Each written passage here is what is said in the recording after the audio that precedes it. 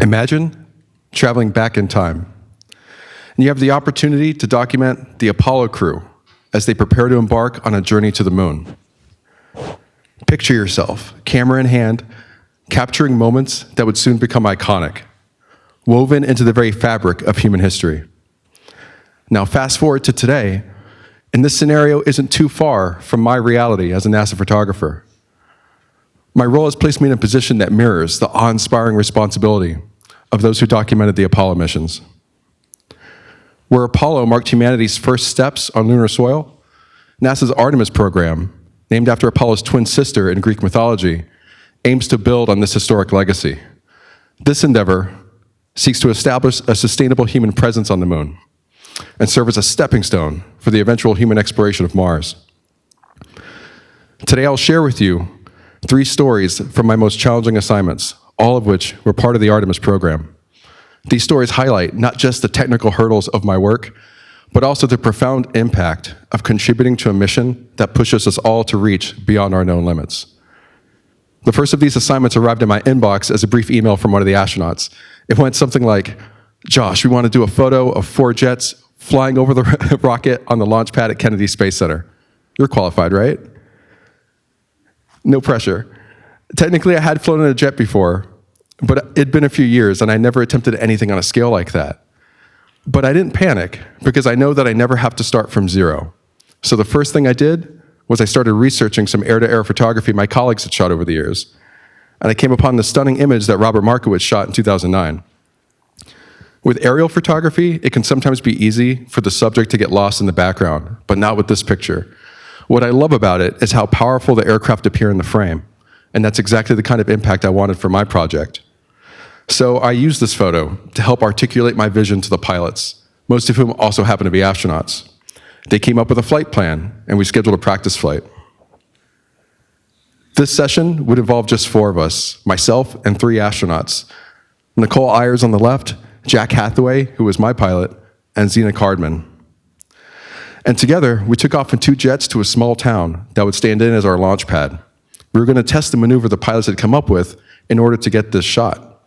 I call it the crisscross maneuver because it involves the photo plane crossing over the top and to the right of the formation.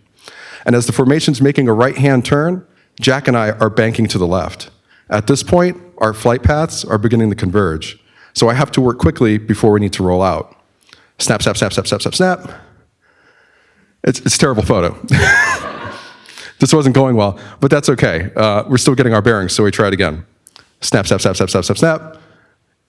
I'm starting to get a little worried now because this is chaos for me in the back seat.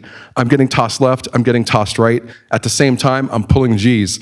So the camera is getting heavier, and I've got to physically push it away from myself while trying to hold it up to my face. The lip of the canopy that you see at my shoulder, the reason Jack and I have to turn to the left is so that rolls out of my way to give me a clear view through the canopy. But that only happens right before I need to start taking pictures. So I need to immediately focus on an object that's both coming towards me and zooming through the frame, all while still trying to compose an image. So we try this a few more times. Snap, snap, snap. And this is as good as it got. And it's not very good. It's not even very sharp. You can't even read NASA on the tail. And there was no way that this image quality was up to par for all the effort we were putting into this and for a project this important. So we're flying back, and I'm feeling a little ill, and it's not just the air sickness. I get back to my desk, and I'm going through the imagery, and I realize that after a month of planning for this, and with the mission just 3 days away, this plan isn't viable. But as I'm going through the rest of the images, I find a flicker of hope. I'd gotten some really cool shots just flying wing to wing with Nicole and Zena to the training site. And I thought to myself, man, these are so much better than anything we got while we were practicing the maneuver. This is what the shot should have looked like. And there was no fancy flying involved. It was just a matter of pointing my camera at them. And so I'm starting to see maybe an avenue to success here. So I message Jack, and he comes to my desk. And I lay this out to him just like I'm telling you now. And I ask him, can we just abandon this crisscross maneuver entirely and fly wing to wing with the formation around the rocket instead? And he just immediately nodded and said, yeah, you're right, let's do it. And just like that, the entire plan changed. And this is a great part of the story because the whole team was willing to learn from the training and adapt on the fly.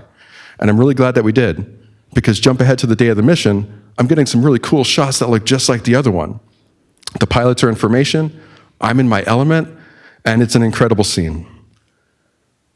And the pilots make this look easy, but flying in formation is incredibly difficult. It takes a lot of skill, effort, and concentration in order to maintain perfect symmetry like this. This is a great shot of what everything looks like from the ground. You've got the rocket there in the center, you've got the fingertip formation above that, and then Jack and I just above and to the right of them, taking as many photos as we can as we're zooming by the rocket. And we made as many photo passes as fuel would allow. And I remember hearing Jack say, "Oh my God, that's awesome," because this is what it looked like from our perspective. This is the first time in 50 years that a rocket designed to carry humans to the moon has stood ready on the launch pad. And I think it's a profound testament to our collective will and dedication to making our big dreams a reality. Before I move on to the next story, I want to share a brief video that I put together from our flights. And I want to give a big shout out to the band Wildorado, who were awesome and let me use their song Astronaut for the soundtrack. I hope this gives you a good sense of what it was like to be there flying with us.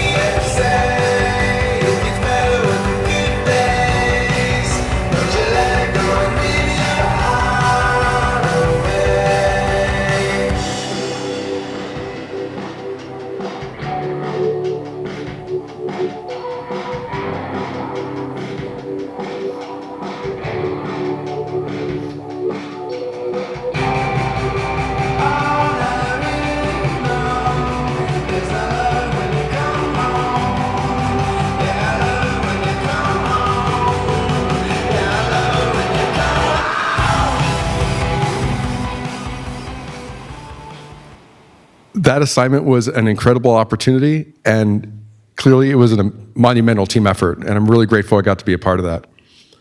But more amazing is just a few weeks after our flight, that rocket launched, marking the beginning of the Artemis 1 mission. This uncrewed flight test was designed not just to test the rocket's capabilities, but also the Orion spacecraft as it flew all the way around the moon and back. Here it is at its furthest distance from Earth, 268,563 miles, further than any spacecraft designed to carry humans has ever been. And after its 25-and-a-half-day journey, it would return to Earth and splash down in the Pacific Ocean. And we would be there ready to greet it. Which brings us to my next assignment, stationed aboard a US Navy ship as part of NASA's landing and recovery team. And once again, I had a partner for this assignment, my mentor and colleague, James Blair, who I trained with for years, preparing for this exact moment. We were each assigned to a separate helicopter and were tasked with a pretty epic job to capture the capsule's return just after it re-enters Earth's atmosphere. Everything from its initial descent all the way down to its final splashdown moment. And this is easily the most challenging work environment I've ever been in. When I say I trained for years for this, I mostly failed during that training. Shooting at 10,000 feet with an 800mm lens poses a lot of challenges. Imagine trying to aim through a straw. That's how narrow the view is. So you've got to be really precise with where you point that camera. Also, at that altitude, the vibrations from the helicopter are a lot more pronounced, so it makes it even trickier to get a steady shot. But I don't have a chance of taking a picture of anything until I spot it with my naked eye. And at this point, the capsule's parachutes haven't deployed yet, so it's like trying to find something roughly the size of a grain of rice. And as the flight lead begins to call out the capsule's descent milestones over the comms, the pressure begins to build. According to him, I should be able to see it now, and I'm searching intensely, but I'm just not seeing anything. And doubt starts to creep in. What if I never see it? What if I'd spent all these years training and I don't have a single photo to show for this? And just as this thought was really starting to take root in my mind, I see a sudden flash of red and white as the main parachutes finally deploy.